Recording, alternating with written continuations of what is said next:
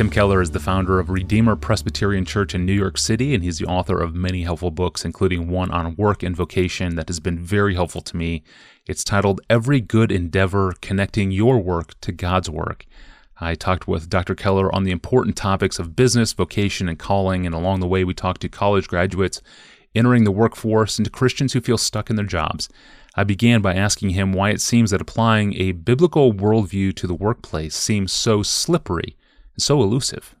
Well, I think it's probably because of the fact that the church doesn't have a uniform, there's not a consensus view on how the church is supposed to relate to culture more generally. And, actually, there's another book, this book, Center Church, in which I try to tackle that. I don't tackle it in the Every Good Endeavor book. But basically, you've got very different views on how the church should relate to the culture. It's based on very different views about common grace. It's based on somewhat different views about about actually the role of the institutional church. And because of that, I think the doctrine of vocation, which everybody says, oh yeah, it's really important that all work is a calling from God, and that where work is important, and that God has to come to, you need to bring your faith and God to bear on your work. Yep, that's important. But then the problem is that doctrine of vocation gets caught up in this controversy. So people come out, really, since there's no consensus on how to relate to the culture, there's no consensus on what vocation means. Those are interesting entailments. Early in the book, you write two sentences that I think are really important to get it. It's sort of what this book is about. You write this quote, "A job is a vocation only if someone else calls you to it and you do it for them rather than for yourself. Thinking of working mainly as a means of self-fulfillment and self-realization slowly crushes the person and undermines society itself." End quote. Wow. Talk a little more about the corrosive influence of individualism in the workplace. Well, the basic idea, the basic secular idea is that there is no meaning in life. We're here by accident. There's no moral absolutes. We weren't put here for a purpose. But then what most of the folks say, I've seen this in many forms, they say, well, of course there's no meaning in life. You have to create your own meaning. So I've seen a lot of secular people and atheists say, yes, of course there's no meaning to life, but that doesn't mean that we can't live a fruitful life and a happy life. You create your own meaning. Well, now, actually, somebody should drill down on that at some point. Maybe I will, and say it's impossible to create your own meaning. If you create your own meaning, you don't have it. But basically what they mean is you decide you decide what is right or wrong for you. You decide what you think is important, and then you live according to that. But in that case, there's no calling. There's no sense that there is something higher than me that's more important than me. So you see, if you don't have that, then there's no such thing as sacrifice and servanthood. Everything you do is selfish. Everything you do is selfish. And there's also no real hope. There's no real hope for the future. You just basically are trying to create a little bit of happiness for yourself in this brief span of time that you have. But in the end, there's nothing but darkness. So when you put those two things together, the idea of vocation and the idea of hope, and the idea of servanthood, and the idea of sacrifice and unselfishness, it all actually depends on there being something more important than you, something that's already there, like God. So the whole idea of vocation's gone, and work is nothing but a way of getting ahead, and it is crushing us, I think. Yeah. So realities above and outside of us are crucial for love, or everything we do is selfish.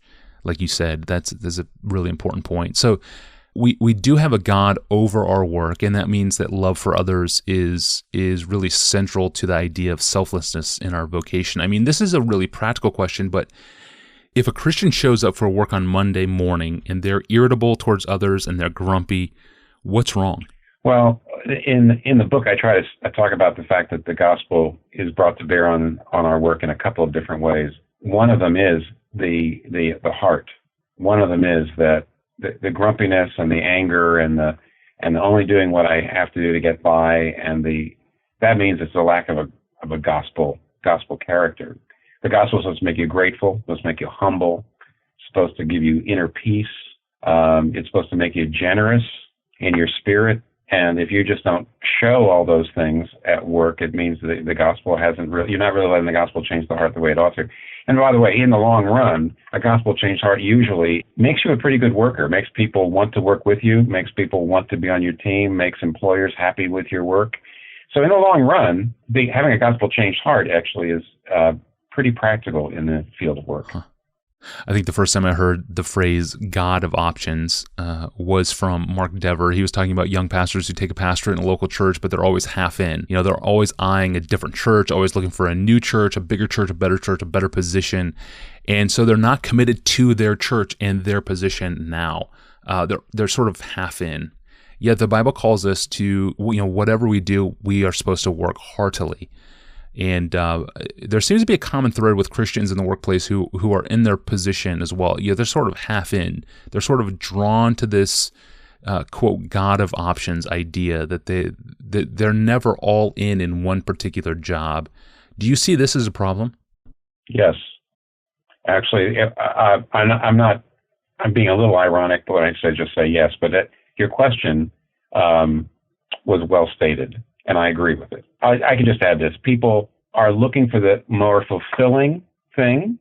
Very often they say, I'd like something that is just a job that's just a little more exciting to me. This job's a little boring to me and better paying. I think the Christian understanding of vocation is if you produce a product, if you produce something that makes people's lives better, even if it's a rather boring process to do it, you're doing God's work. You're caring for God's creation. You're serving people's needs. Why does it have to be why does the process have to be incredibly fulfilling when you know that you are doing something that helps people? And I do think that's part of what I mean when I say that we've lost the idea of calling, and we are looking now at work as ways of fulfillment, and that actually in the end crushes you, so you're always half out. Yeah.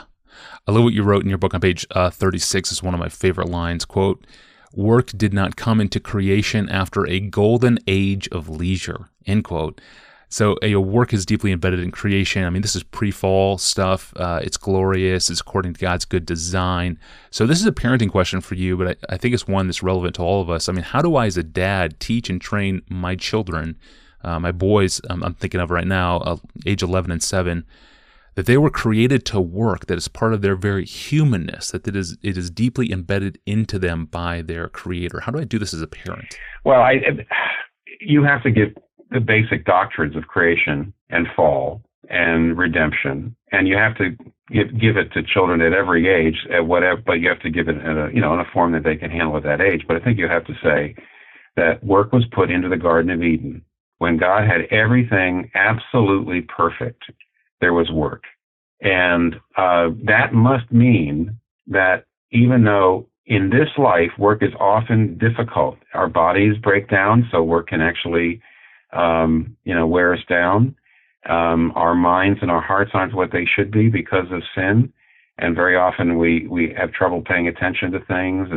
But basically, in the end, we are made to work, and we're only happy if we do work. And you can even say people that don't have work or don't do work in the long run get depressed.